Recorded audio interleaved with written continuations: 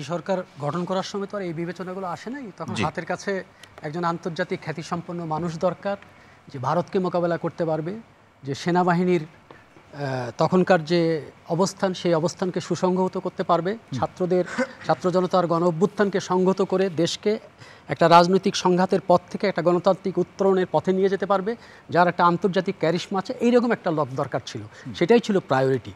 তো সেই প্রায়োরিটিতে আমরা ইউনূস সাহেবকে এনেছি এবং আমরা দেখেছি ইউনূস সাহেব যখন ছেড়ে যেতে চাইলেন তখন কিন্তু সবাই ঐক্যমতের ভিত্তিতে যে তাকে বলেছেন যে আপনি থাকেন, আপনি যেন না।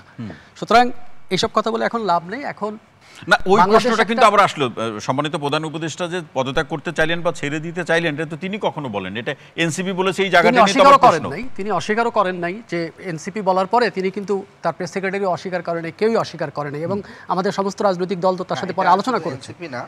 আপনার উপদেষ্টা পরিষদের দুপুরের যে বৈঠক হয়েছিল সেখানে কিন্তু বলছেন, পরবর্তী নিউজে না, কিন্তু প্রথম খবরটা এগুলো এখন আর আলোচনার বিষয় না, এগুলো তো অতীত। এগুলো কিছু মিন করে কিনা, এগুলো মিন করে এগুলো অতীত। এখন হচ্ছে আপা যে কথাটা বলেছেন সেই কথাটাই সবচেয়ে গুরুত্বপূর্ণ, যে বিএনপি একটা বড় দল, বড় সমস্যা। এটা যেমন ঠিক, বিএনপি একটা বড় দল, বড় দলের বিপদও বেশি, দায়িত্বও বেশি। আমাদের রাজনৈতিক ইতিহাসকে আপনি দেখেন, আমি সবসময় এই কথাটা বলার চেষ্টা করছি যে আমাদের প্রধানতম দুইটা রাজনৈতিক দলের আপনি যদি ঐতিহাসিকভাবে গ্রামাটিক্যালি ক্যারেক্টার আনতে যান, তাহলে আপনাকে বলতে হবে একটা দল বলতো যে 21 বছর আমরা ক্ষমতার বাইরে ছিলাম, আরেকটা দলকে বলতে হয় 18 বছর আমরা নির্যাতন নিপীড়নের মধ্যে ছিলাম। কেন হচ্ছিলাম? আমাদের দুইটা বড় দলের এই অবস্থা হলো কেন? হলো এই যে রাজনৈতিক বড় বলে, শুধু বড় বলে না, সে তার বিপদটাকে, সে তার ক্রাইসিসটাকে, সে তার ক্ষমতাটাকে সংগত করে যে গণতান্ত্রিক উত্তরণের পথে যাওয়ার কথা সেইটা সে প্রাতিষ্ঠানিকভাবে করতে ব্যর্থ হয়েছে। দেখেন, যে যখন বড় দল হয়েছে, বড় ক্ষমতা পেয়েছে, যার ক্ষমতা নিকটবর্তী হয়েছে, সেই কিন্তু একটা বিপদ ঘটিয়েছে। পরের ইলেকশনটা ফেয়ারলি করতে চান, আপনি ইতিহাস ঘাটেন। এবং দুইটা বড় দলের দুইজন বড় নেতাকে আমরা কিন্তু হারিয়েছি অন্যভাবে। তো আমাদের রাজনৈতিক এই ক্ষতগুলো তো আছে। সুতরাং আজকে যখন বাংলাদেশ একটা অসম্ভব রকমের বিপদের মুখে দাঁড়িয়ে আছে, আজকে আন্তর্জাতিক পরিস্থিতি কি ভয়াবহ, হ্যাঁ, জাস্ট এই যুদ্ধটা শুরু হওয়াতে, ইরান যুদ্ধটা শুরু হওয়াতে এই আপনার ডিজেলের দাম ব্যারেল প্রতি $10 বেড়ে গেছে, ঠিক আছে। এরপরের ট্রাম্পের পরবর্তী পরিস্থিতি কী হবে আপনি জানেন। ইউএসএইডের টাকা স্যাংশন বন্ধ করাতে বাংলাদেশে বহু আপার ক্লাসের চাকরি চলে গেছে, লোয়ার ক্লাসের চাকরি চলে গেছে। আমাদের এখানে তো বেকারত্ব এখন একটা ভয়ঙ্কর সমস্যা। আমাদের এখানে এখন শ্রমবাজার সংকুচিত হয়ে আসছে। আমাদের এখানে অর্থনীতি একটা খুবই বিপজ্জনক জায়গা আছে। এবং বাংলাদেশ একটা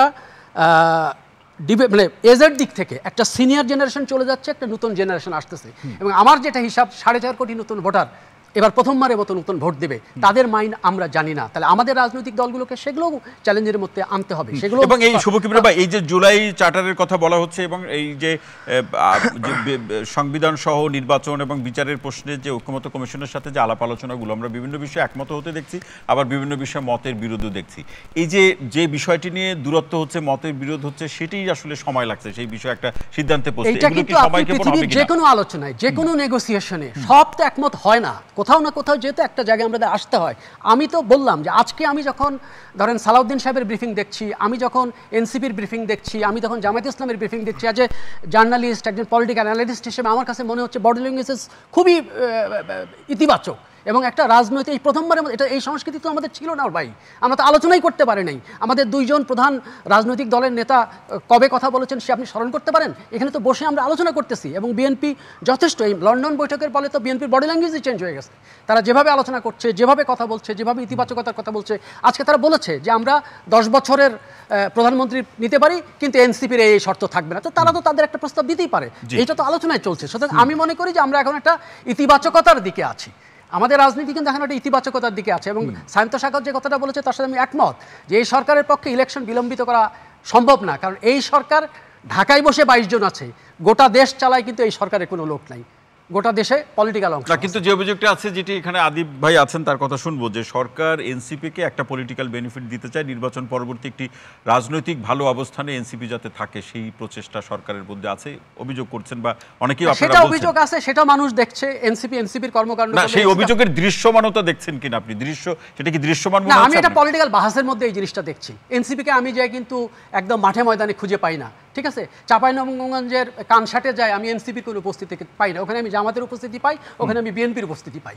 সুতরাং বড় রাজনৈতিক দলের নেটওয়ার্কিংটা গোটা দেশে আছে, এগুলো আপনার বিবেচনার মধ্যে নেবে। শুধু ঢাকা শহর কিন্তু বাংলাদেশ না। কিন্তু সামনের নির্বাচনে আসলে ওই যে প্রান্তিক পর্যায়ে বিভিন্ন আসনে কার কত উপস্থিতি আছে, জনসমর্থন আছে, এটা যেরকম এমন প্রশ্ন যে এটা যেরকম একটা বিষয়, লন্ডন বৈঠকের একটা বিশেষ জায়গা হচ্ছে 1.5 ঘন্টা যে ওনারা দুজন আলাদা আলোচনা করছেন সে সম্পর্কে আপনার কোনো ধারণা আছে? আমার কোনো ধারণা আছে? এমনও তো হতে পারে যে দেখা যাবে নির্বাচনের চেহারাটাই বদলে গেছে, এমনও তো হতে পারে যে আবার প্রশ্নটা কিন্তু ওই জায়গায় ছিল যে আলোচনাটা নির্বাচনী জোট, সুতরাং কার কত কত সমর্থক থাকলো সেটা বিষয় না, জোট কেন্দ্রিক আলোচনা, জোট কেন্দ্রিক আমরা জানি না, আমরা জানি না। এখনো নির্বাচন আসলে বোঝা যাবে, এটা ঠিক জানা যায়।